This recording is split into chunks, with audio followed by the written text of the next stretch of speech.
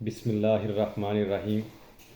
جو آج کا ہمارا ٹاپک ہے وہ ہے پنجاب رینٹ پریمیسز ایکٹ 2009 کہ جو لینڈ لارڈ اور ٹیننٹ کے درمیان ایک ایگریمنٹ ہوتا ہے کرایہ داری کے حوالے سے، اس کو ہمیں کس طرح کرنا چاہیے، اس کی کنڈیشنز جو ہیں وہ کس طرح ہونی چاہیے، اس کا پروسیجر کیا ہے، ہمیں کیسے اڈاپٹ کرنا چاہیے، اس حوالے سے جو پریکٹیکل چیزیں ہیں وہ میں آپ سے شیئر کروں گا۔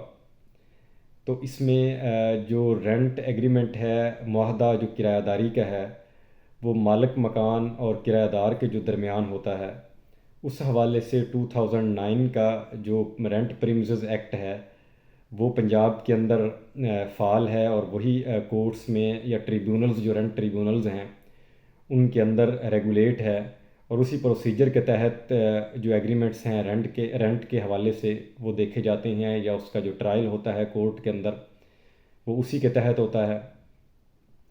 اس جو رینٹ پریمیسز ایکٹ 2009 ہے، اس کے مختلف چیپٹرز ہیں۔ ایک چیپٹر ڈیفینیشنز پہ ہے، اس کے حوالے میں اس کے حوالے سے بلڈنگ کی ڈیفینیشن ہے، مختلف ڈیفینیشنز اس میں دی گئی ہیں۔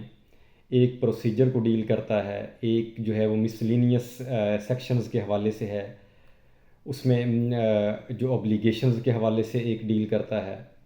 یہ اس طرح ڈیفرنٹ چیپٹرز ہیں اس میں۔ جب بھی آپ کسی کے ساتھ ایک رینٹ ایگریمنٹ کریں، وہ آپ کا ضروری ہے کہ تحریری ہو۔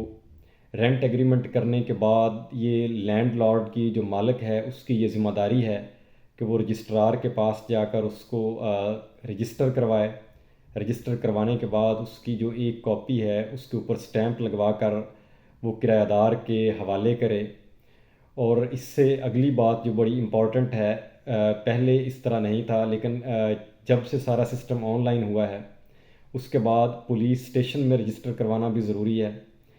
جو پولیس اسٹیشن میں رجسٹر کروانا ہے یہ کرایہ دار کی ذمہ داری ہے۔ اس کے مختلف چونکہ سرکمسٹانسز ہوتے ہیں۔ جب اگر پولیس میں رجسٹر آپ نہیں کرواتے تو سم ٹائم یہ ہوتا ہے کہ اگر کوئی پی او ہے، یعنی کہ پبلک اوفینڈر ہے جسے ہم اشتہاری کہتے ہیں، اس پہ کسی شخص پہ مختلف ایف آئی آرز ہوئی ہیں، تو وہ ایک کسی پوش ایریا میں رہنے لگ جاتا ہے، تو اس کی انفارمیشن جو ہے وہ پھر اس طرح جو ہے وہ سامنے نہیں آئے گی جب تک وہ پولیس اسٹیشن میں جا کر رجسٹر نہیں کروائے گا۔ اس طرح پھر کوئی اشتہاری جو ہے وہ اپنے آپ کو سرنڈر کیے بغیر رہ نہیں سکے گا۔ یہ ایک بڑا ضروری تھا کہ اس کو پولیس اسٹیشن میں رجسٹر کروایا جائے۔ جو بھی کرایہ دار ہوگا وہ پولیس اسٹیشن میں جا کر جو متعلقہ ہوگا وہاں پر جا کر بھی رجسٹر کروائے گا کہ میں نے یہ مکان کرائے پر لیا ہے، اس کے اتنے کمرے ہیں، جو بھی اس میں ڈیٹیل دی ہوگی ایگریمنٹ میں اس کے مطابق وہ وہاں پر جا کر رجسٹر کروا دے گا پولیس اسٹیشن میں بھی۔ اس کے علاوہ اس میں ایک ورڈ یوز ہوا ہے ایفیکٹ آف نان کمپلائنس۔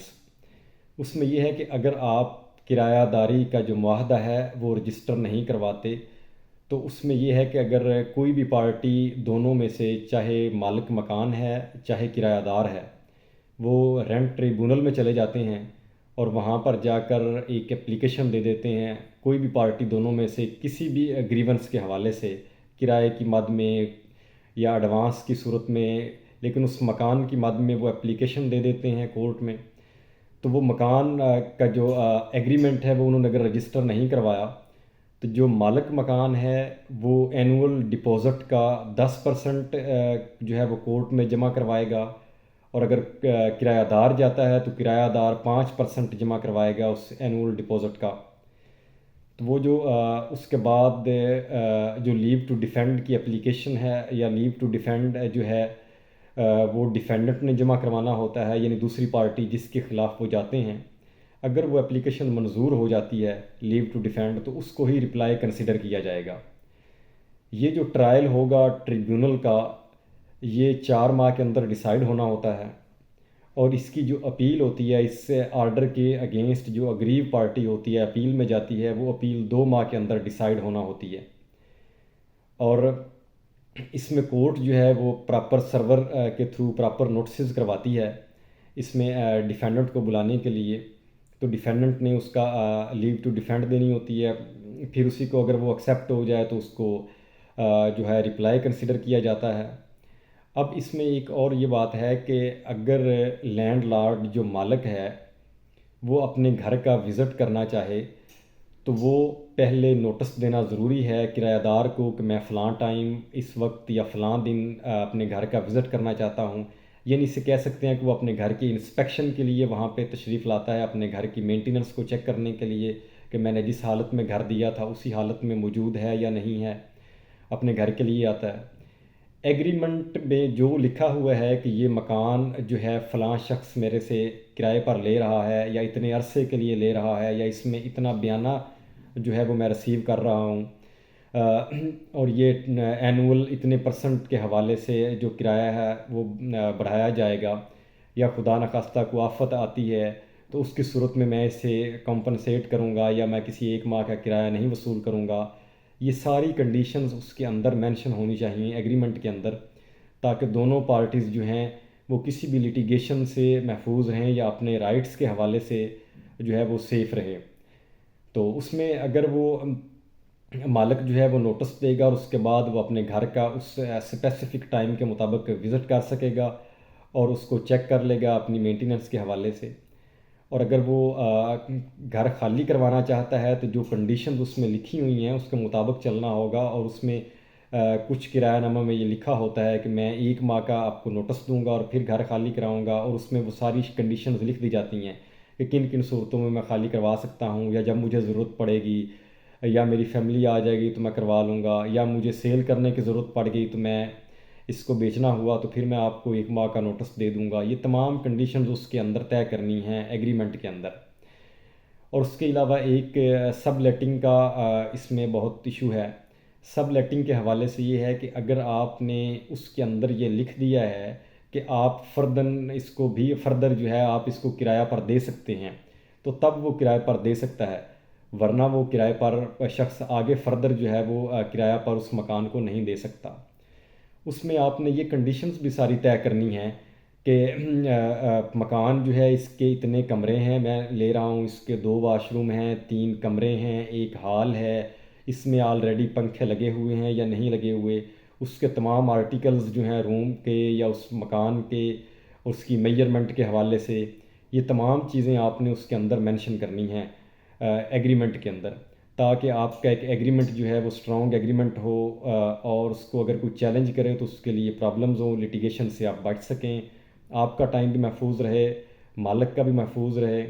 اور اس کو رجسٹر کروانا مت بھولیں، جب بھی آپ کرایہ داری کا معاہدہ کریں تو اس کو رجسٹر لازمی کروائیں. یہ کچھ ضروری چیزیں تھیں. اور اس کی اوبلیگیشنز جو ہیں وہ میں تھوڑے سے آپ کے ساتھ ڈسکس کر دوں. اوبلیگیشنز کے حوالے سے ایک چیز یہ ہے کہ not enter the premises without giving notice. Notice دیے بغیر جو لینڈ لارڈ ہے وہ اس گھر میں انٹر نہیں ہو سکتا. Keep the premises in condition in it was let out. جس کنڈیشن پہ آپ نے گھر دیا تھا اسی کنڈیشن کے مطابق اس نے گھر واپس چھوڑنا ہے. Use only authorised. جو ایگریمنٹس کے اندر کنڈیشنز دی گئی تھیں اتھورائزڈ اس کے مطابق ہی آپ اس کا استعمال کر سکتے ہیں. Allow the landlord to enter in premises. آپ نے لینڈ لارڈ کو گھر انٹر ہونے کے لیے اجازت دینی ہے جب وہ مانگے گا اسپیسیفک ٹائم کے لیے. Hand over vacant پریمیزز.